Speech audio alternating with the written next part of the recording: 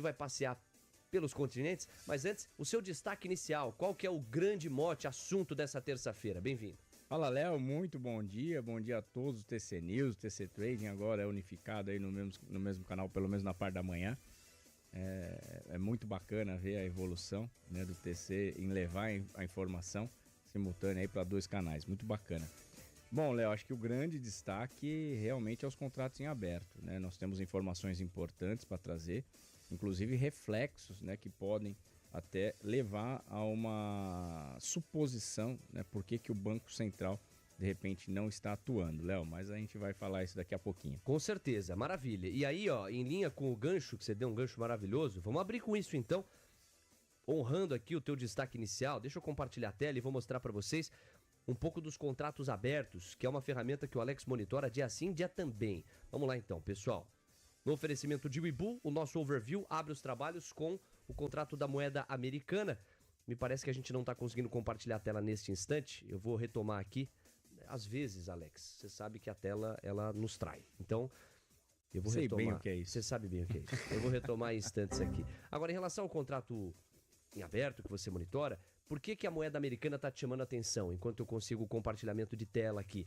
Você está vendo hoje, probabilidade maior de o Banco Central intervir ou os contratos abertos estão sugerindo o contrário, que o BC não deve intervir?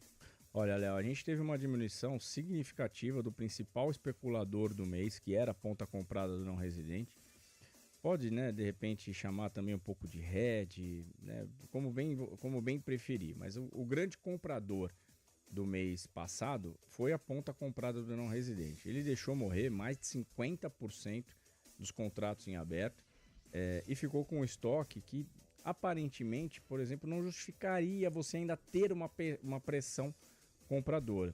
A grande questão então seria, quem está então puxando o câmbio? Eu acho que a grande, né, vamos dizer assim, o grande comprador no atual momento do dólar é o próprio vendido.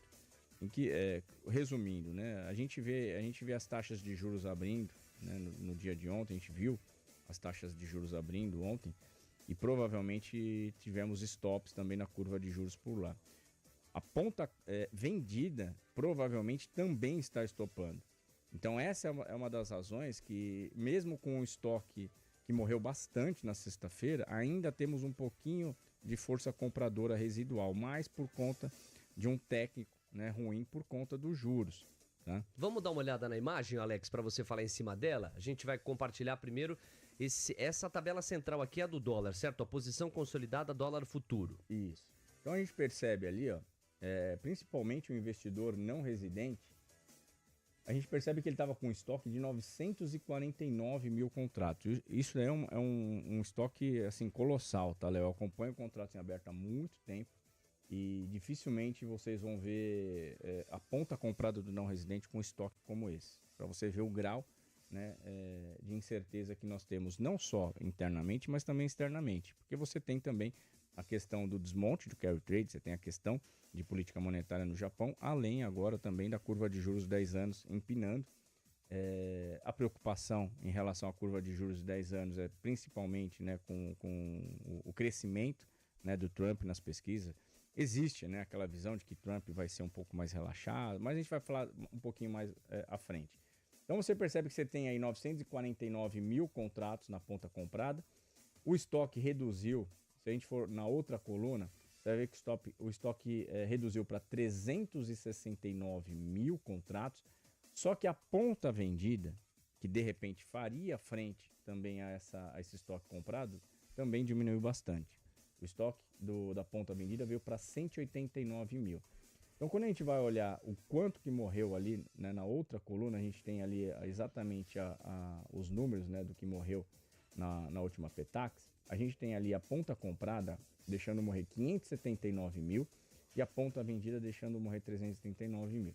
É um cenário, Léo, que aparentemente sugere até você ter um alívio no câmbio. Quando a gente olha, por exemplo, os fundos locais, que é aquele número que está ali, 418 mil, né, no dia 1º de julho, normalmente é o estoque que ele sempre carrega. Né? Esse estoque ele vem carregando, vem ganhando carrego. Então, normalmente o começo do mês começa com o fundo local vendido nessa proporção. sinal de que praticamente ele não estopou quase nada, mesmo com essa alta, né? E rolou, né, parte dos estoques. Seria talvez o principal player a fazer frente também ao mercado mais comprador. A grande questão é que o fundo local ele analisa muito balança de risco para aumentar ou diminuir estoque. Então, quando a gente olha para a balança de risco, ainda há um grau de incerteza muito alto. Então, provavelmente, nós não vamos ver esse participante aproveitando, de repente, uma cotação mais alta para poder estar aumentando as vendas. E aí, para finalizar, quando a gente olha bancos, que provavelmente está carregando aí posições de importador e exportador, a gente olha que também é um estoque bem reduzido, tanto na compra como na venda, 240 mil na compra, 201 mil na venda. É um estoque também normalmente que não chama tanta atenção, tá? É um estoque que normalmente é o normal, né? Tá? Então tem alguma operação também ou de hedge ou de carrego por parte do exportador. Só que a grande questão é aquilo que a gente falou do relatório trimestral de inflação. O relatório trimestral de inflação mostrou que não há tantos recursos do exportador lá fora. Então, o que eu imagino, por que o Banco Central não está entrando? Quando a gente olha os estoques, seria um estoque que mostraria que você não tem mais tanta pressão compradora por estoque. Ou seja, aquela aposta, né, grande parte do risco, ela foi diluída no vencimento da Petax.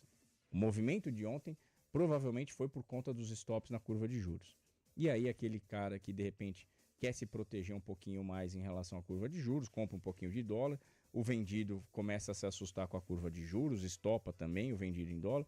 Mas teoricamente, pelo que acompanha há muitos anos, seria um cenário para você ter uma descompressão na moeda. O que acontece? Se você tem um estoque que caiu bastante, o Banco Central tem esse monitoramento full time. Ele consegue, inclusive, monitorar isso online, todos os participantes. É o único participante que consegue visualizar as posições online. Então, o Banco Central, olhando para esse estoque que caiu bastante, se ele entra com um leilão no dia de ontem, ou mesmo hoje, com um estoque que caiu bastante, é como se a gente estivesse falando em dar um tiro de canhão num formigueiro. Porque o estoque reduziu, e significativamente. Nós estamos falando de quase 580 mil contratos.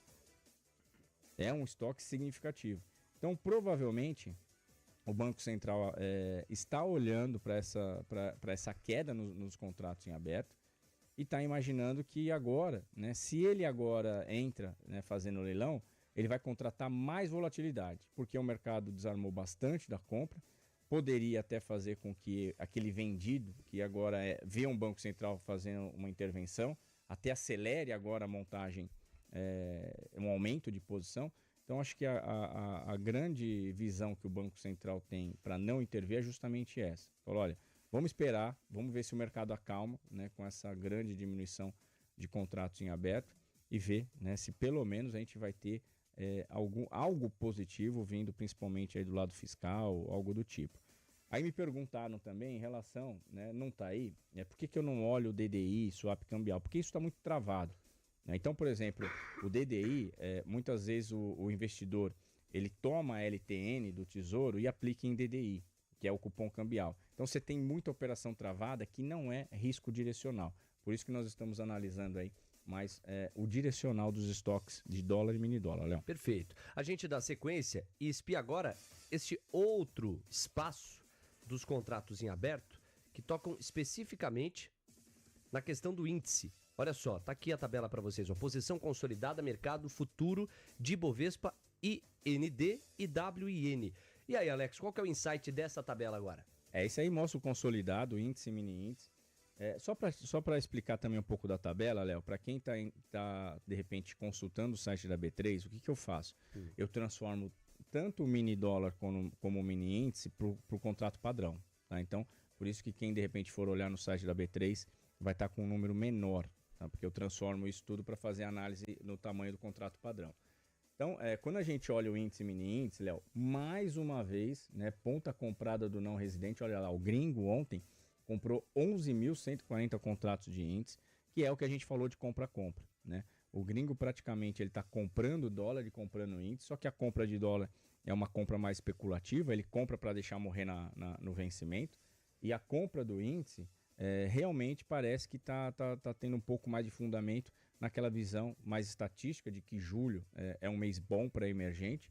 Isso, inclusive, saiu num paper do Goldman Sachs e parece, né, que também esse fundamento e também a questão de você ter uma bolsa, né, que fica cada vez que o dólar sobe e estava aos olhos de muitos investidores descontado, fica mais barato ainda em dólar. Então, por isso que provavelmente o gringo tem feito aí boas compras aí no índice futuro.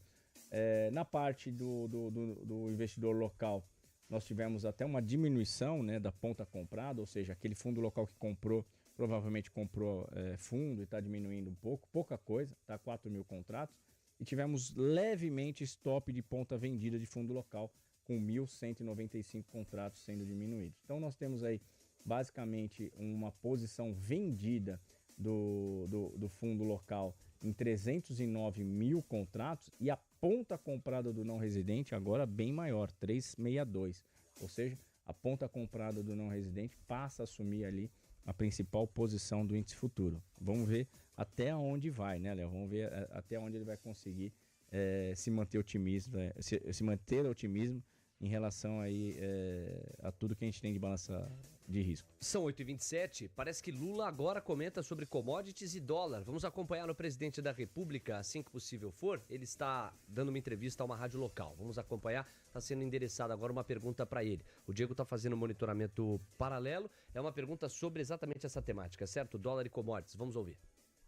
Olha, eu vou te contar uma coisa. O mundo não pode ser vítima de mentiras. A gente não pode inventar as crises. A gente não pode jogar a culpa. Eu vou te dar um exemplo. A semana passada eu dei uma entrevista no UOL. Depois da entrevista, sabe, alguns especialistas começaram a dizer que o dólar tinha subido por conta da entrevista do Lula. E nós fomos descobrir que o dólar tinha subido 15 minutos antes da minha entrevista. É um absurdo, veja. Obviamente que me preocupa essa subida do dólar. É uma especulação. Há um jogo de interesse especulativo contra o real nesse país. Atenção. E eu tenho conversado com as pessoas do que a gente vai fazer para tomar. Eu estou voltando quarta-feira, vou ter uma reunião, porque não é normal o que está acontecendo. Essa reunião é com o Haddad. E eu acho que a minha visão sobre o Banco Central não é uma visão teórica, é uma visão de um presidente que já foi presidente, que teve o Banco Central sob o meu domínio durante 8 anos e com total autonomia. Alguém pode falar que o Meirelles não teve autonomia? Ele ficou 8 anos do meu mandato. E se dependesse de mim, ele ficaria com a Dilma também. Não sairia, não. O Fernando Henrique Cardoso trocou 3 presidentes de Banco Central. E é normal. O que é normal é o Lula trocar. É o Lula querer indicar alguém. E é o presidente da República que tem que indicar. E quando a gente indica um presidente do Banco Central, quando a gente indica um presidente do Banco do Brasil, quando a gente indica um presidente da Petrobras, a gente não indica essa pessoa para essa pessoa fazer o que a gente quer, não. Porque as empresas têm diretoria, as empresas têm conselho, as empresas têm um cronograma de trabalho e o Banco Central é a mesma coisa. O Banco Central tem uma função, sabe, que é cuidar da política monetária desse país, que é cuidar, sabe, de atingir a meta da inflação. E por isso nós acabamos de aprovar a meta de inflação de 3% ainda, vai continuar com 3%, e nós vamos tentar buscar isso. Agora, o que não dá é para você ter alguém dirigindo o Banco Central com viés político. Sabe? Definitivamente eu acho que ele tem um viés político. Agora, veja, eu não posso fazer nada, porque ele é o presidente do Banco Central, ele tem um mandato, ele foi eleito pelo Senado, eu tenho que esperar terminar o mandato e indicar alguém. Com relação a essa especulação que o senhor acredita que esteja ocorrendo, o senhor tem alguma coisa a fazer? Olha, deixa eu lhe falar uma coisa, nós temos que fazer alguma coisa. Eu não posso falar aqui que é possível fazer, porque senão eu estaria alertando os meus adversários. Mas veja, deixa eu falar que não há necessidade. Ô, Silvana, se você pegar os dados da economia, você vai perceber o quê? Você vai perceber, primeiro, que o PIB está crescendo mais do que a previsão do mercado.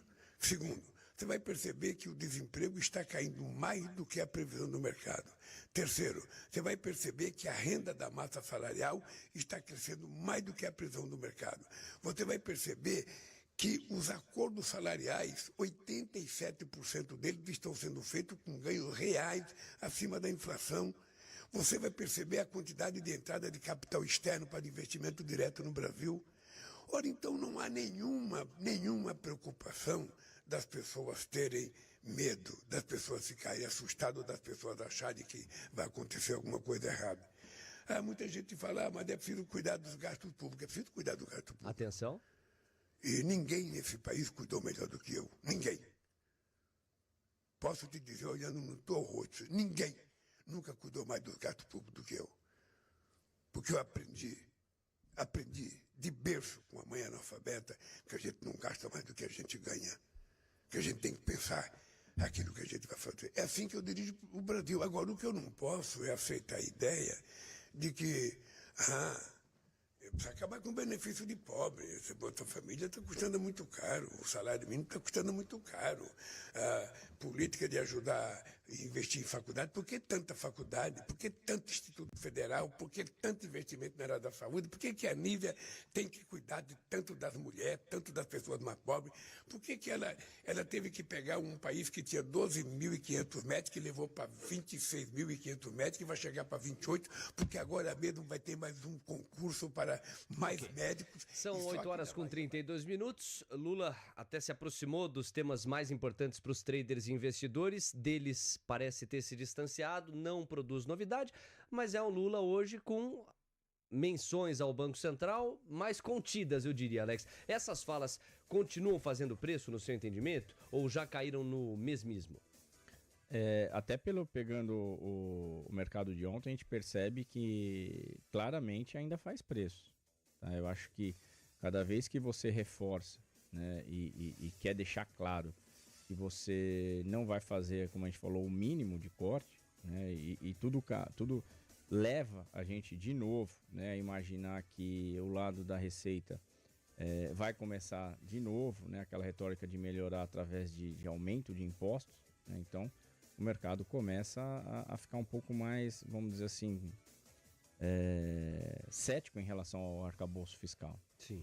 Acho que a grande expectativa, né, era realmente em um governo mostrar algum tipo de corte de gasto. E não é o que a gente está começando não, né? Eu acho que já está ficando cada vez mais claro de que não vai haver corte, e se houver, né, talvez aí só na marra.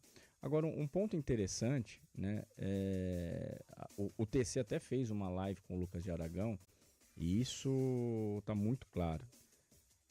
Nós só vamos ter algo estrutural, Léo, a hora que ou o Senado, ou a Câmara, ou os dois juntos se sentirem pressionados por membros da economia real, e eu digo empresários, eu digo, né, a própria população.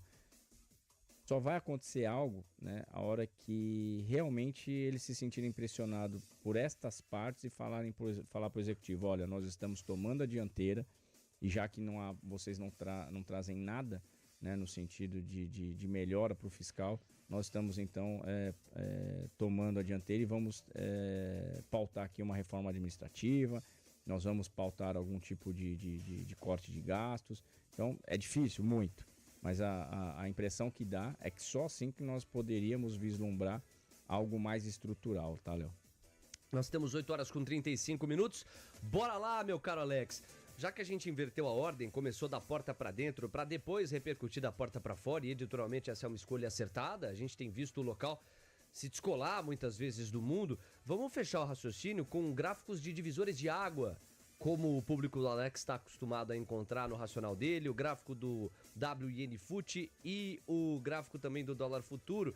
Vamos lá, Alex, na tela para você. Primeiro, em relação ao índice, quais são os pontos que mais chamam sua atenção? Bom, Léo, o índice ele segue aí, né, numa trajetória altista. Temos até ali uma bandeirinha de alta plotada. Se essa bandeirinha de alta ela for ser cumprida, vai levar até aquela região ali dos 128, 211.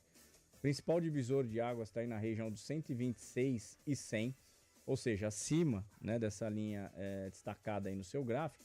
O mercado tende a continuar um movimento mais comprador, com resistências ali na região dos 126.900, mas já olhando para aquele alvo, né, da bandeirinha de alta que está lá no 128.200.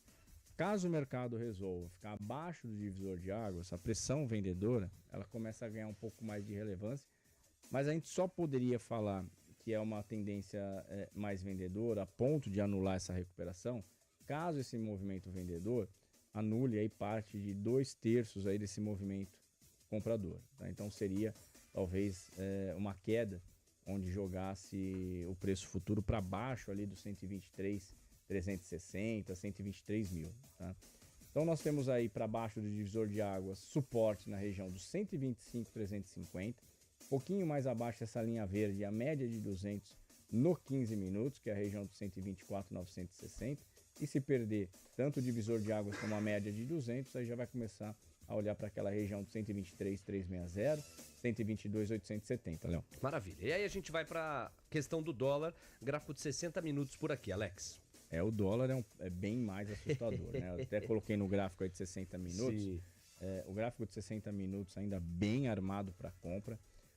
A grande dúvida, né, é se o mercado vai hoje, né, ler os contratos em aberto e entender que parte da pressão compradora ela praticamente teve, né, uma boa diminuição de risco, né, boa diluição de risco. E se caso o mercado assim entender, a gente tem espaço para escorregar caso permaneça abaixo do divisor de águas, que é essa linha também destacada no seu gráfico, abaixo dos 5.620, a gente tem suporte ali nos 5.586, 5.557, 5.508 como possíveis alvos para baixo. Agora para cima, ficando ali acima do divisor de águas, o movimento comprador ainda segue ditando a regra, e se ganhar aquelas máximas ali no 5.688, que é também uma resistência muito forte, tá? Esse 5.688 é uma resistência forte. Se caso ganhar esse 5.688, aí a gente já começa a mirar para aquela região dos 5.714 e 5.744, Léo. Nós temos 8h38, partiu curva de juros agora. Tá na tela para vocês. A Webull vai patrocinando o nosso giro. Ele começa da porta para dentro hoje. Veja aí, ó, os DI 1Fs de 25 até 35.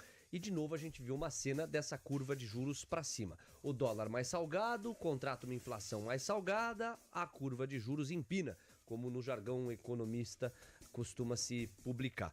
O que você fala da curva de juros, hein, Alex? Léo, a gente viu ontem o 10 anos abrindo bastante, a despeito até de números mais fracos, né, nos Estados Unidos, e conversando com alguns clientes que eu atendia e que opera lá fora, né, opera bastante o mercado americano, a grande preocupação é o posicionamento do Trump, historicamente, ele é mais frouxo que o fiscal. Sim. Então o mercado está entendendo que depois do debate, e que Biden saiu muito mal, né, e existe até a visão, né, de que eles não vão substituir Biden. Eu até acreditava que existiria essa possibilidade, mas parece que não vão, parece que os democratas vão mesmo seguir adiante com o nome do Biden. E depois do debate, né, o Trump cresceu muito nas pesquisas, e por ter uma visão mais frouxa que o fiscal, o mercado coloca, né, se antecipa esse cenário mais pessimista para o fiscal americano na conta dos juros. Muito parecido com aqui, né? E essa abertura do 10 anos ontem acabou, inclusive, fazendo com que aqui, né, nós tivéssemos até stops de quem estava vendido em taxa aqui no pré, nos DIs. Claro que o Lula também ajudou, né? Então foi uma combinação tanto de cenário externo como interno. E hoje, se nós tivermos um mercado que não consegue arrefecer por conta dos contratos em aberto do dólar, ou seja, caso o dólar ainda siga pressionado, né, pro lado da compra, existe aquele potencial sempre de repasse, né, da cotação do dólar nos preços. E aí não vai ter jeito, né? O DI pode até, de repente, não subir mais, mas dificilmente ele vai abrir espaço para uma correção mais significativa, Léo. Nós temos 8h40, então agora a gente vai acelerar o passo e o Alex vai aprofundar os eixos internacionais que ele entende que precisam ser aprofundados. Primeiro, notem aqui na tabela, ó, a relação da moeda americana em relação a algumas moedas emergentes, por exemplo, a moeda sul-africana e o peso mexicano. E você vai notar que o dólar está amassando a moeda sul-africana, tal como amassa a moeda mexicana, com uma proporção muito menor. Em relação a moedas emergentes, a primeira fotografia não anima exatamente o real. O dólar em relação a moedas fortes, veja só, a moeda da Suíça, a gente tem aqui ó, o dólar australiano, da Nova Zelândia, da Austrália e do Canadá. E você vê que, em geral, o dólar está ganhando o jogo, no máximo estabilidade em relação ao dólar canadense. Foi muito importante o Alex ter mencionado essa percepção de que Donald Trump, de volta à Casa Branca, um cenário que fica cada vez mais concreto e implica um cenário fiscal mais frouxo lá nos Estados Unidos. A curva de juros americana tem, assim, pedido mais prêmio. E, com isso, a moeda americana fica a nível global mais forte, o que essa tabela também está registrando. Por falar em Estados Unidos, o fechamento ontem se deu assim, no positivo. O Nasdaq avançou 0,66, S&P 0,30, o Dow Jones quase 0,15.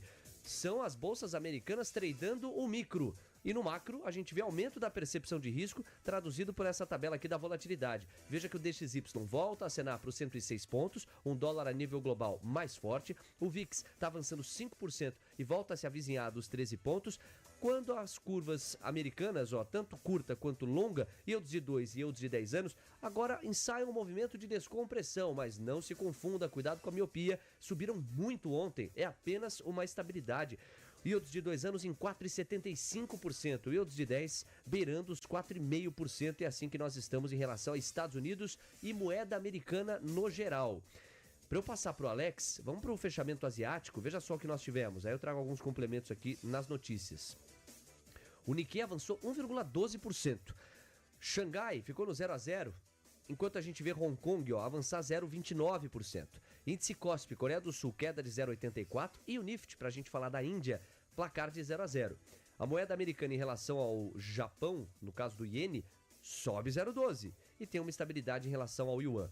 Na Oceania, o fechamento ficou em 0,42% de baixa, SX200, indicador australiano, e pela Europa a gente vê uma realização. O DAX alemão cai 1,20%, o UK 100 recua 0,36%, o CAC 40 tem marcha ré de 0,90%, o Stock 600 cai 0,70%, e a gente vê aqui que em relação ao euro, a moeda americana ganha o jogo em 0,18%, em relação à libra esterlina, estabilidade, curvas de juros pela Europa estão mais próximas do 0 a 0, tal qual se apresenta agora a curva americana. Alex, à vontade para aprofundar nos continentes ou na dinâmica das divisas, o que você julgar mais relevante. Bom, eu acho que o destaque é para as moedas, né? Eu acho que o dólar trabalhando levemente mais forte hoje, contrata, né, já um cenário mais comprador para o dólar aqui também em frente ao real. Só que a gente tem talvez aí um cenário que pode fazer um contrapeso, que é o cenário de commodities, né? A gente sabe que o Brasil ele tem, né, pelo menos na primeira hora, ele tem uma forte relação com os termos de troca. Os termos de troca hoje até sugere que nós tenhamos um dólar levemente mais para baixo, tanto é que quando você pega as moedas exportadoras de commodities, como o dólar canadense, dólar australiano e mesmo o kiwi neozelandês, não está subindo tanto como o próprio peso mexicano e também o rand sul-africano, que enfrenta dificuldades pós-eleição. A gente perdeu bastante correlação com o rand sul-africano. Hoje, né, a nossa maior correlação está com o peso mexicano e com o iene japonês, né? Então, destaque aí talvez seria para esse ponto de vista em relação ao contrapeso, que pode fazer com um cenário mais comprador em relação às moedas, tá? Commodities. Então, acho que os termos de troca até sugere a gente ter um dólar arrefecendo pelo menos na primeira hora, né? Até descorrelacionando um pouco do cenário externo. Já o cenário de bolsa, né? A gente também tem uma correlação muito forte com a abertura da bolsa da Europa.